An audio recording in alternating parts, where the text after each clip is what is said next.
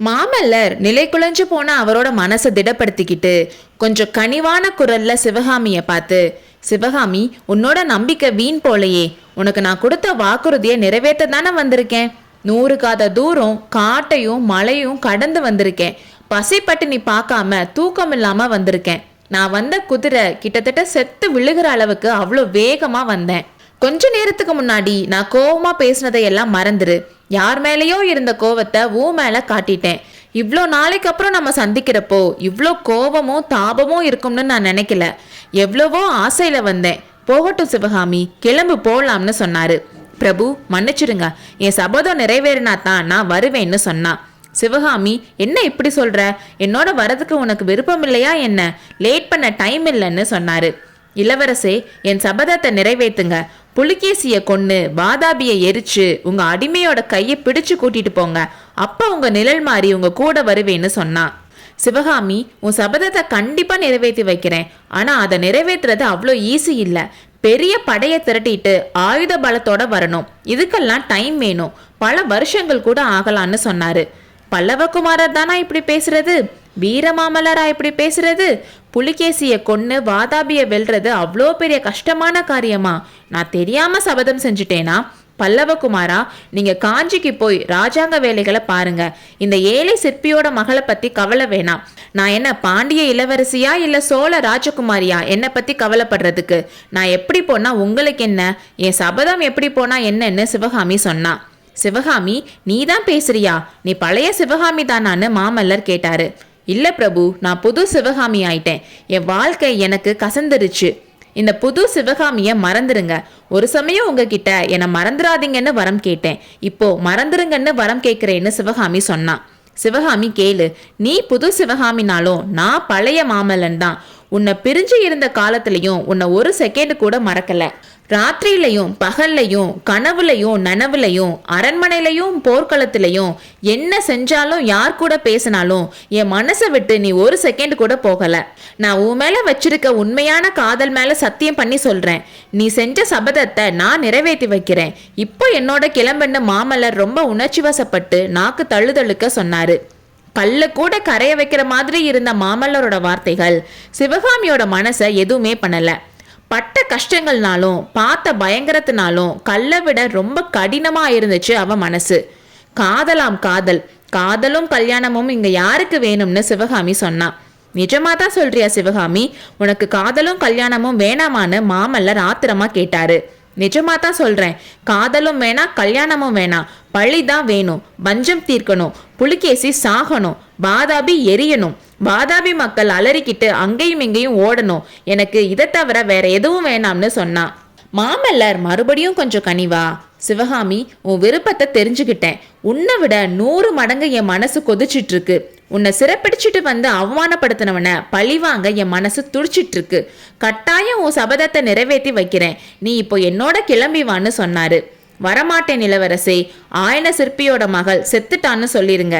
சிவகாமி, இது என்ன பிடிவாதம்?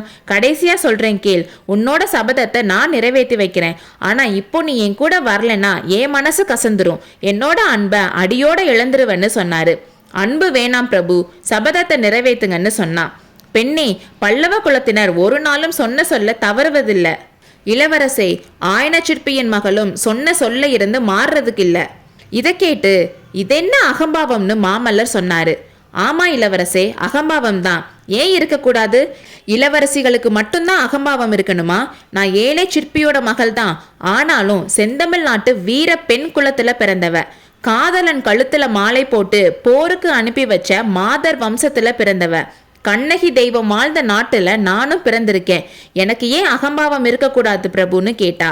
சிவகாமியோட மனசை இன்னும் என்ன சொல்லி மாத்தலான்னு மாமல்லர் யோசிச்சுட்டு இருந்தப்போ பரஞ்சோதி பரபரப்பா உள்ள வந்து மாமல்லர் காதுல ஏதோ சொன்னாரு.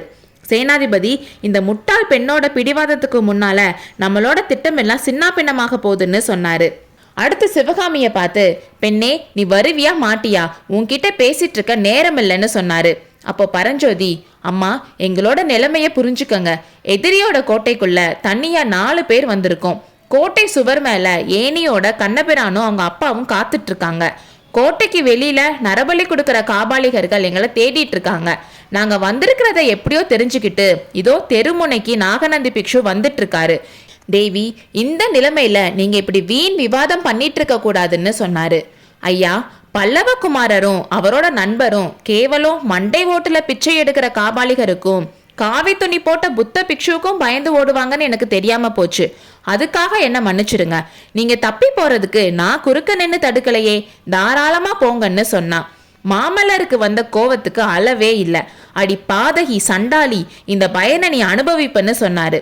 அப்புறம் பரஞ்சோதியை பார்த்து, சேனாதிபதி, இந்த வஞ்சக பாதகியோட திட்டம் இப்ப தெரிஞ்சிருச்சு. அந்த பிக்ஷு கிட்ட நம்மளை காட்டி கொடுக்கணும்னு தான் இவ திட்டம். வாங்க போலாம்னு சொன்னாரு. அப்போ பரஞ்சோதி, பிரபு மன்னிக்கணும், நான் எல்லாம் கேட்டுட்டு தான் இருந்தேன். ஆயனர் மகள் அப்படி வஞ்சகம் செய்யறவங்க இல்ல. அவங்க பண்ண சபதம்னால தான் வரமாட்டேன்னு சொல்றாங்கன்னு பரஞ்சோதி சொல்லி முடிக்கிறதுக்குள்ளேயே, தளபதி, பெண்களோட வஞ்சம் பத்தி உங்களுக்கு தெரியாது. சபதமாம் சபதம், அதெல்லாம் பொய்.